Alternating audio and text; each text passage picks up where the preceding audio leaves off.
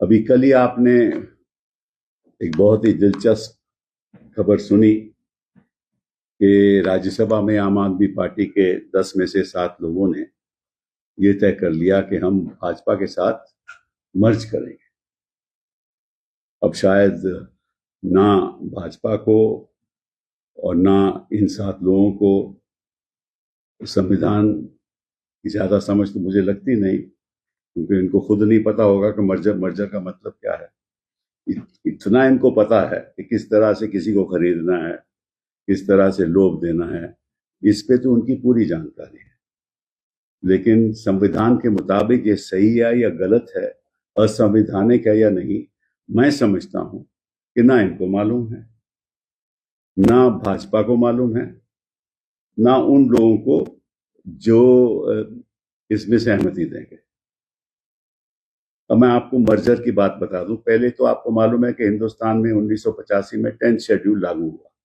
इसलिए लागू हुआ कि एक दल से लोग दूसरी दल में जा रहे थे और फिर वहां पद ले रहे थे। तो फिर लोगों ने सोचा, पार्लियामेंटेरियन ने सोचा कि कॉन्स्टिट्यूशनल अमेंडमेंट करके इसको रद्द करना चाहिए। मतलब कि जो ऐसा काम करे, वो आया राम गया राम कहते थे उस समय, जो ऐसा काम करे उसकी जो नागरिकता, उसकी जो मेंबरशिप है वो रद्द होनी चाहिए। तो फिर उसमें 2 प्रावधान रखे गए। एक तो अगर पार्टी स्प्लिट करती है, मतलब कि अगर मेरे 99 लोग हैं कोई भी पार्टी के, और उसमें 1/3 ये तय कर लें कि हम अलग होने जा रहे हैं, हाँ, तो वो अलग हो सकते हैं, लेकिन 1/3 होने चाहिए। फिर होता क्या था कि पहले 10 लोग करते थे स्प्लिट, और उनके खिलाफ अगर पिटिशन डाली जाती थी ये गलत है, तो स्पीकर फैसला नहीं करता था, क्योंकि स्पीकर तो उन्हीं का होता था जो सत्ता में है। फिर 10 लोग और स्प्लिट करते थे, फिर 20 हो जाते थे, फिर भी 33 नहीं होते, फिर भी स्पीकर फैसला नहीं करता था। फिर 13 और हो जाते थे, फिर स्पीकर कहता था ठीक है। तो ये मामला चलता रहा, और फिर मेंबर ऑफ पार्लियामेंट सरकारों ने सोचा था ये बिल्कुल गलत हो रहा है, मतलब कि उस समय इसको डिस्क्वालीफाई होना चाहिए, और फिर सुप्रीम कोर्ट की जजमेंट आ गई। तो जो 1/3 का जो प्रावधान था स्प्लिट का, वो रद्द कर दिया, उसको निकाल दिया 10th शेड्यूल से। अब एक और रह गया, मर्जर का। अब मर्जर का क्या मतलब है आपको मालूम है? मैं कहूं कि साहब, मैं मेंबर ऑफ पार्लियामेंट में कहूं मैं बीजेपी में मर्ज हो सकता हूं, ये तो नहीं हो सकता ना, ऐसे तो कोई भी मर्ज कर लेगा। तो संविधान में लिखा है, 10th शेड्यूल में लिखा है कि सबसे पहले पॉलिटिकल जो राजनीतिक दल है उसको फैसला लेना होगा कि हम इस पार्टी के साथ मर्ज कर रहे हैं, ठीक है। मतलब कि आम आदमी पार्टी को, क्योंकि तो आम आदमी पार्टी की बात है, अगर आम आदमी पार्टी ऑर्गेनाइजेशनल लेवल पे बैठक बुला के रेजोल्यूशन पास करके यह तय कर लें कि हम भाजपा के साथ as a political party merge करना चाहते हैं, ठीक है। एक दूसरे किस्म का मर्जर भी हो सकता है कि मैं और एक और पार्टी मिल जाएं, हम दोनों कहें कि हम मर्ज करना चाहते हैं, दोनों रेजोल्यूशन पास कर लें और नई पार्टी बना लें, ठीक है। तो पहला कदम होगा पॉलिटिकल पार्टी, राजनीतिक दल को मर्जर करने का। फिर बात आएगी कि जो सांसद में लोग बैठे हुए हैं, सांसद में है, जो संसद में बैठे हुए हैं सांसद लोग हैं, उनका मर्जर कैसे होगा? पॉलिटिकल पार्टी तो मर्जर हो गया, समझ लीजिए उस पॉलिटिकल पार्टी के 10 लोग मेंबर ऑफ पार्लियामेंट है, लोकसभा के हैं। तो अगर वो 10 कहें कि साहब हम तो नहीं करना चाहते, तो उस समय तो वो मेंबर ऑफ पार्लियामेंट है ना। तो फिर इसमें लिखा है 10th शेड्यूल में कि उसके अगर 2/3 लोग, एक बार राजनीतिक दल का मर्जर हो जाए, उसके बाद 2/3 लोग मेंबर ऑफ पार्लियामेंट उस पार्टी के जो लोकसभा में होंगे, अगर वो रेजोल्यूशन पास कर लें तो उनका भी मर्जर हो जाएगा। लेकिन 1/3 का क्या होगा? अगर 10 में से 4 लोग कहें साहब, या 3 लोग कहें साहब हम नहीं मर्ज करना चाहते, तो फिर स्पीकर क्या करेगा? उनको एक सेपरेट रोल दे देगा, सेपरेट सिटिंग अरेंजमेंट भी दे देगा, वो अपने आप को इंडिपेंडेंट कर सकते हैं, क्योंकि 2/3 तो उस तरफ चले गए। तो इसका उल्टा नहीं हो सकता। मतलब पहले 2/3 राज्यसभा में या लोकसभा में मर्ज कर जाए, वो तो हो ही नहीं सकता, क्योंकि सबसे पहले तो पार्टी मर्ज करनी पड़ेगी। मैं आपको अब पढ़ भी देता हूं ताकि आपको समझ भी आ जाए जो मैं कह रहा हूं। ये संविधान में लिखा है, तो मैं सरल तरीके से आपको समझा देता हूं। ए member of a house shall not be disqualified under paragraph 1 of paragraph 2. Paragraph 1 of paragraph 2, where his original political party merges with another political party. मतलब कि एक पार्टी दूसरी पार्टी से मर्ज कर जाए तो वो डिस्क्वालीफाई नहीं होगा। So a member of a house shall not be disqualified under paragraph 1 of subparagraph 1 of paragraph 2, where his original political party merges with another political party, and he claims that he and any other members of his original political party have become members of such other political party, or as the case may be, of a new political party formed by such merger. मैंने समझा दिया। आप दूसरी party में चले गए या नई पार्टी बना ली, मैंने उदाहरण दे दिया आपको, ठीक है। पर पहले पार्टी का मर्जर होगा। have not accepted the merger and opted to function as a separate group, उस पॉलिटिकल पार्टी में भी अगर मेजॉरिटी कहे कि हम मर्ज करते हैं तो मर्ज कर लें, माइनॉरिटी के हम मर्ज नहीं करेंगे तो वो भी सेपरेट ग्रुप होगा, वो अपना नई पार्टी बना सकते हैं, ठीक है ना। और उस नई पार्टी में जो मेंबर ऑफ पार्लियामेंट है वो कह सकते हैं हम नई पार्टी के साथ जाएंगे, हम पहले मर्जर से नहीं मानेंगे। आगे पढ़िए। And from the time of such merger such other political party or new political party or group, as the case may be, shall be deemed to be the political party to which he belongs for the purposes of subparagraph 1 of paragraph 2 and to be his original political party for the purposes of subsection. मतलब अगर मर्ज बन जाओ तो आप नई party के आप सदस्य बन जाओगे, ठीक है। या बीजेपी में चलेगा तो बीजेपी मेंबर बन जाओगे, जैसे होता रहा। फिर for the purposes of subparagraph 1 of this paragraph, the merger of the original political party of a member of the house shall be deemed to have taken place if and only if not less than 2/3 of the members of the legislative party concerned have agreed to such merger. तो फिर आएगी बात, एक बार party merge कर गई, फिर आएगी बात कि भाई मैं तो मेंबर ऑफ पार्लियामेंट हूं, मैं तो आम आदमी का मेंबर था, पार्टी तो मर्ज कर गई बीजेपी में, तो मेरा क्या होगा। तो अगर 2/3 असेंबली मेंबर ऑफ पार्लियामेंट कहें कि ठीक है हम बीजेपी के साथ जाएंगे तो हो जाएंगे, लेकिन 1/3 कहेंगे हम नहीं जाएंगे, तो सेपरेट ग्रुप हो जाएगा। तो पार्टी का भी सेपरेट ग्रुप हो सकता है, मेंबर का भी सेपरेट ग्रुप। अब यहां क्या हुआ है कि राज्यसभा में 7 मेंबर आपके 2/3 मर्ज कर जाते हैं बीजेपी, तो सबसे पहले मर्ज कर ही नहीं सकते, ये 10 शेड्यूल के खिलाफ है। अब इस सरकार के पास बड़े बड़े अच्छे अच्छे वकील हैं जो बहस भी करते हैं सुप्रीम कोर्ट में, उनसे भी पूछा होगा इन्होंने। अब इसमें कानून का कोई लेन देन नहीं है, इसमें राजनीति का लेन देन।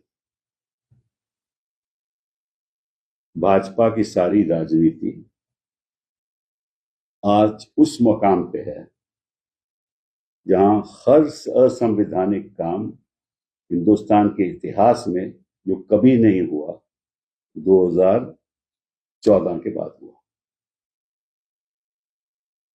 चुनी हुई सरकारें गिरा दो, ऐसी इसी तरीके से महाराष्ट्र में क्या हुआ, यही हुआ। पार्टी कौन सी मर्ज की, शिवसेना की नहीं मर्ज की ना, फिर भी शिंदे साहब मंत्री बन गए, मान्यता दे दी उनको। क्यों मेहनत होगी। प्रॉब्लम हमारे देश में क्या है बता, राजनीतिक दल असंवैधानिक काम करते हैं, चेयरमैन जो स्पीकर होते हैं असेंबली के असंवैधानिक काम करते हैं, क्योंकि वो तो राजनीतिक दल के नुमाइंदे होते हैं, जो राजनीतिक दल कहेगा वही करेंगे, वो संवैधानिक काम करते हैं। कोर्ट फैसले नहीं करते, सालों साल फैसले नहीं होते, और फिर हमें आरोप लगता है कि हम बयान क्यों दे रहे हैं। हम सही बात करें तो आप लोग उसको चलाते नहीं हो, और जो गलत बात करते हैं आप 24 घंटे चलाते हो। ये अब मीडिया की राजनीति है। तो मीडिया में राजनीति और असंवैधानिक काम करके अपना सत्ता को मजबूत करना, लोगों को तोड़ देना, मजबूर करना, ईडी। अब इनके पीछे आपको मालूम है, मैं ज्यादा कुछ कहना नहीं चाहता, आपको मालूम है किन लोगों के पास ईडी पहुंच गई थी। सुना है थप्पड़ भी मारे थे, सुना है, मुझे पता नहीं मालूम। ठीक है। अब जब बिजनेसमैन मेंबर बन जाएगा तो उसको तो अपना धंधा चलाना है ना भैया। धंधा चलाएगा तो ईडी पहुंचेगी, ईडी पहुंचेगी तो दल बदलेगा। ये क्योंकि इक्वेशन है ना, ये इक्वेशन है, ये पॉलिटिकल इक्वेशन है। धंधा करके पार्लियामेंट में आओ, पार्लियामेंट के बाद धंधे करो, धंधा बढ़ाओ, धंधा बढ़ाओगे तो ईडी पहुंचेगी या सीबीआई पहुंच जाएगी, उसके बाद आप दल बदल दो और धंधा करो। यही हुआ ना राजनीतिक षड्यंत्र। मैं तो कहता हूं कि भाजपा को, इनके लोगों को, मतलब कि एक इनका म्यूजियम बनना चाहिए। हिंदुस्तान के इतिहास का 2014 का जैसे प्राइम मिनिस्टर का बना म्यूजियम, इनको म्यूजियम चलना चाहिए कि कितने धांधलेबाजी इन्होंने की है अपने कार्यकाल में। मुझे हिंदुस्तान के इतिहास में ऐसा नहीं हुआ। और फिर ये जाके भाषण देते हैं, कभी विमेन रेजोल्यूशन बिल की बात करेंगे, वो भी असंवैधानिक। वहां जाके दीदी ओ दीदी ऐसी बातें करेंगे, वोट चोरी होगी, सीईसी को अपने पॉकेट में रख के जो उससे करवाना करवाएंगे। 27 लाख वोट लोग जो नागरिक हैं वो वोट नहीं दे सकते, उसका कुछ नहीं होने वाला। डिस्क्वालिफिकेशन पिटीशन तय ही नहीं होगी। मैं आपको शर्त से बोल देता हूं कि चेयरमैन साहब इसको एक्सेप्ट करेंगे।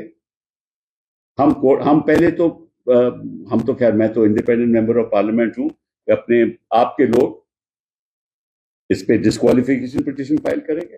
वो डिस्क्वालिफिकेशन पिटीशन की सुनवाई नहीं होगी, वो कहेंगे जी हमें जवाब देना है, उस पर महीने लग जाएंगे। इस बार अगर कोर्ट में जाएंगे बोले तो चेयरमैन साहब के साथ पेंडिंग है, हम क्या कर सकते हैं। पहले चेयरमैन साहब के कार्रवाई खत्म हो, फिर हम चेयरमैन साहब को कैसे मैंडेमस दे सकते हैं, ये तो असंवैधानिक है। तो उस पर बहस होगी, महीनों बाद बहस होगी। अगर डेट लगेगी तो ठीक है। अच्छा, बहस होगी तो फिर कहेंगे कि आप ऐसा है, मैंडेमस तो हम दे नहीं सकते, लेकिन आग्रह करेंगे चेयरमैन साहब से, यार फैसला जल्दी कर दो। तो चेयरमैन साहब थोड़ा बहुत और नहीं करेंगे तो क्या हो सकता है। ठीक है। अगर फैसला कर भी दें तो उनके पक्ष में करेंगे, तो ये तो नहीं कह सकते कि मैंने गलत किया था, उन्हीं के पक्ष में करेंगे। फिर उनके पक्ष में हम पिटीशन फाइल करेंगे 226, पहले सुप्रीम कोर्ट में करेंगे, कहेगा पहले 226 में जाओ हाई कोर्ट में।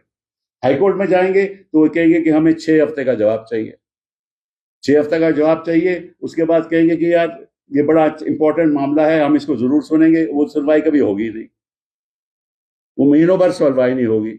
अगर हो भी गई तो वो भी खिलाफ होगी। उसके बाद सुप्रीम कोर्ट जाएंगे, तब तक 4 साल बीत जाएंगे। ठीक है। और 4 साल के बाद वो कहेंगे कि हम आज को बड़ी जल्दी सुनेंगे, तो फिर 5 साल बीत जाएंगे, कहानी खत्म हो जाएगी। या इस बीच पंजाब में लोगों को तोड़ लेंगे, ये भी हो सकता है। पंजाब में लोगों को तोड़ लेंगे, तोड़ के वहां भी सरकार गिरा देंगे। उसके बाद इन्हीं लोगों की दोबारा इलेक्शन करा देंगे, ये चुन के वापस आ जाएंगे, फिर कहेंगे साहब इसको डिस्क्वालिफिकेशन का मतलब ही क्या है। ठीक है। मैंने आपको जो होने वाला है, मैं कोई ज्योतिषी तो हूं नहीं, लेकिन भविष्यवाणी आपको दे रहा हूं, यही होगा। इसका कुछ नहीं होने वाला, क्योंकि इतनी गिरावट आ चुकी है हमारी राजनीति में कि इसका सुधार नहीं है। सुधार तो यही हो सकता है कि आप लोग सही काम करो। जो स्टोरी चलानी चाहिए वो चलाओ। देखिए, हम सब का कर्तव्य है कि देश को बचाना, देश को बचाना। आप लोगों के भी बच्चे हैं, भविष्य है। ऐसा चलता रहा तो हिंदुस्तान का भविष्य खराब होगा तो आप लोगों का भी होगा। अगर ऐसा ही चलता रहेगा तो क्या होगा इस देश का? तो मैं तो आग्रह करूंगा, मुझे किसी ने बोला था कि भाई, मैं कोर्ट में ही किसी को सुन रहा था कल, जज साहब कह रहे थे कि भाई आप अपनी कॉन्शियंस के आधार पे काम कीजिए। एक पुलिसमैन को बोल रहे थे। तो इस देश में है किसी की कॉन्शियंस? चंद लोगों की होगी, मुझे तो ज्यादा दिखती नहीं है। तो आज मैं बड़े दुख के साथ आपके सामने आया हूं और यही पूछने आप लोगों से क्या होगा हमारे लोकतंत्र। बहुत बहुत धन्यवाद। Could you brief us in English as well? Sure. Because, there are sources are indicating that the chairman has accepted the letter of resignation. I told you, मैंने भविष्यवाणी पहले ही कर दिया. I told you that's bound to happen, and I can brief you. The constitutional, the 10th schedule to the Constitution was enacted in 1985 and came into effect on the 1st of March 1985. And the reason for that was that at that point in time, there was what is called the disease of Ayaram Gayaram. Means that one person with one political party would shift to another political party, and there was no law debarring it. So they decided, let's have a 10th schedule, let's amend the constitution, bring about a law so that people can be disqualified if they do such a thing. That law was brought, and a political party could file a petition against a member of their own party if he violates that law. And what is the violation? If he joined a political party without being 1/3 of the members of that party in that house. So under the law of the 10th schedule, if 1/3 of a political party, say there are 99 members of one party in the Lok Sabha, if 1/3 split, then they will not be disqualified. Those 1/3 will not be disqualified under the law. That was given, that protection was given. But what used to happen was that first 10 would split. Then when a petition was filed, the speaker would not take a decision. Then another 10 would split. Then also he won't take a decision. Then another 13 would split. Then he will say it is fine. So this way the law was being misused, as it has been done, on several occasions in the past. So then Parliament decided, let's get rid of this concept of split. Let's retain the concept of a merger, which was the second ground for disqualification. Namely, that if I merged with a party, if a member said, I want to join the BJP, there can't be a merger. Merger will only happen under the 10th schedule if 2/3 of the members of that political party, in a resolution of the organization of that party, decides to merge with another political party, right? Then, supposing Aam Aadmi Party said we merge, in a resolution said we want to merge with BJP, and 2/3 of the organization, at the organizational level, they pass a resolution, then the merger would take place, right? But if 2/3 don't, then the merger will not take place. They can also do another thing, that two parties can pass resolutions for merger with each other and form a new political party. So if that happens, there can be no disqualification. Now, what happens if 2/3 agree and 1/3 does not agree in the organization itself? That 1/3 is entitled to set up a new political party, no problem. So 2/3 will merge, whoever wants to merge, and 1/3 will set up their own political party. But what happens to the members of the House in the Lok Sabha or the Rajya Sabha or in the Assembly? Now, for that, 2/3 of the members of the House, once the merger of the political party has taken place, are entitled also to merge, but not less than 2/3. So if 2/3 pass, if 2/3 agree and go to the speaker and go to on the assembly or speaker of the Lok Sabha or chairman, that look, we 2/3 of this house have decided to join the party which has merged with another, my own party which has merged with another party. In other words, we are from AAP has merged with BJP, so we should also merge with BJP. No, then they cannot be disqualified. There'll be 1/3 that are left. Right? They can't be. If they don't want to merge, they need not merge. They will be given a separate status in the House as independents or whatever. Or they might join the other party. Right? Because they are not 2/3, all 100% will be there, they can join. So that's the lay of the land. This is reflected, in other words, no member of the assembly or of parliament can, without a merger of the political party to which he belongs, is entitled to merge with a political party. Not entitled, as a matter of law. Now I'll just read the provision to you so that you understand what it is. It says, a member of a house shall not be disqualified under subparagraph 1 of paragraph 2, where his original political party merges with another political party, and he claims that he and any other members of his original political party have become members of such other political party as the case may be, of a new political party or a new political party by such merger, or have not accepted the merger and opted to function as a separate group, जो मैंने आपको समझा दिया. And from the time of such merger, such other political party or new political party or group as the case may be, shall be deemed to be the political party to which he belongs for the purposes of subparagraph 1 of paragraph 2. उन 1/3 लोगों का 1/3 people will not be subject to any disqualification because they don't agree to the merger. So if there are 10 members in Rajya Sabha, there are 3 still remaining. Right? They have not agreed to the merger. And Aam Aadmi Party has not merged. So they will say that we are the political party. We are still members of AAP. Right? And those other 2/3 have become members of BJP. Now, there is no merger of the original political parties. So how can they become members of BJP? That is a precondition under the law.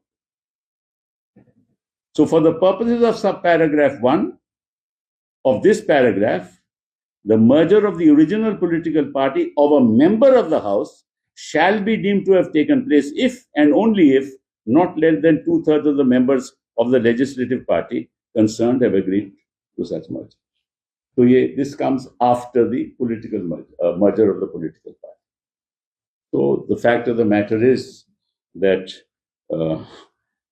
despite the law which is clear, and I'm sure that members of the BJP at the highest level would have consulted, but no consultation is really necessary because this is a political move. It has nothing to do with law. It's nothing to do with the constitution, because the track record of the BJP has been a track record of unconstitutional means to topple constitutional governments. That's the track record of the BJP. So they're not going to bother. So, and then if the AAP members file a petition, chairman will accept it forthwith, because they act, because in India, chairman or speaker continue to be members of the House, unlike in other parts of the country. Have you ever heard a member of the Republican Party going to the Democratic Party? Have you heard? Have you ever heard member of the Labour going to Conservative? Have you heard? Why is it happening in India? Somebody should think about it. Why is it being allowed in India?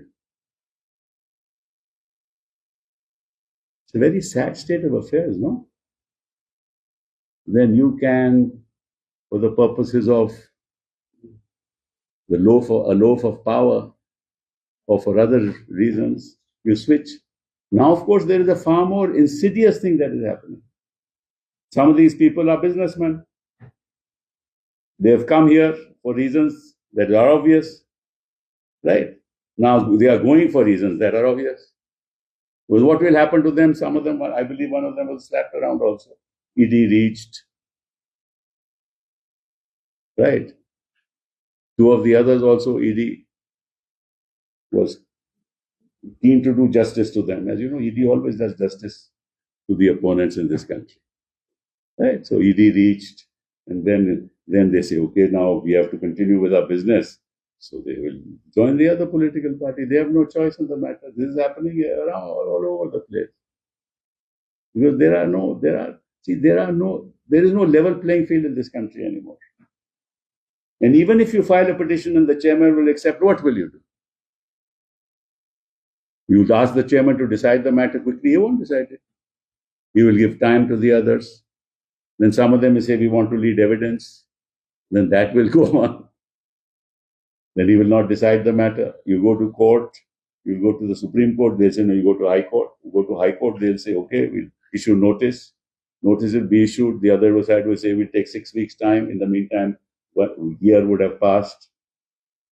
And then, of course, they'll say, we can't issue a mandamus. How is it? He's a constitutional head. He's the chairman of the House. How can we issue a mandamus to him? That whole debate will start. And nothing will happen. In the meantime, no decision will be taken. At some stage, Supreme Court will say, at least decide the matter. Then at that stage, he will say, okay, I will decide the matter. That will take another 6 months. Then that decision, of course, will be in favor of the party to which the chairman belongs or the speaker belongs. Then if that is in favor, then again, the challenge will be made in 32. They will say, no, go to the High Court. Then he'll go to the High Court. Then the High Court will leave time. In the meantime, 2.5 years will pass. By the time it is heard, 4 years will pass. In the meantime, they will topple the government in Punjab if they can. And then there will be a fresh election. And then everything will be over. And the Supreme Court would not have decided High Court. This has been the track record. So the chairman will not do the right thing. The speaker will not do the right thing. Courts will not decide the matter. Matter will be lingering on, right? Where do we go?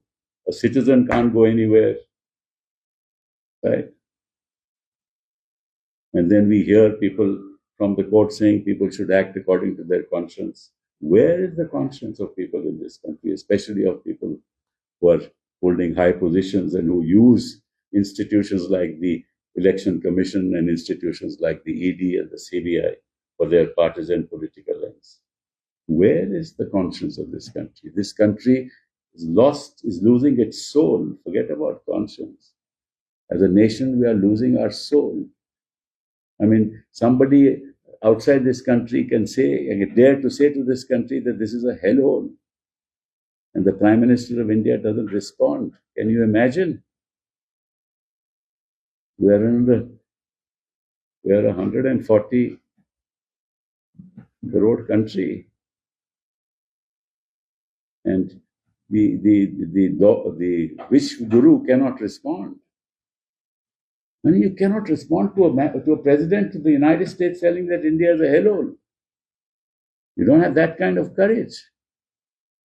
What courage will a chairman have in deciding a disqualification petition if the Prime Minister doesn't have the courage to even respond to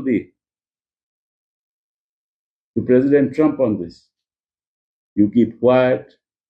The way you surrender is the way AAP members surrender to you. It is the same. There is no difference. We have surrendered to all machinations of this government which are unconstitutional because we do not have the courage to stand up and say this is wrong, and at no level do we have that courage.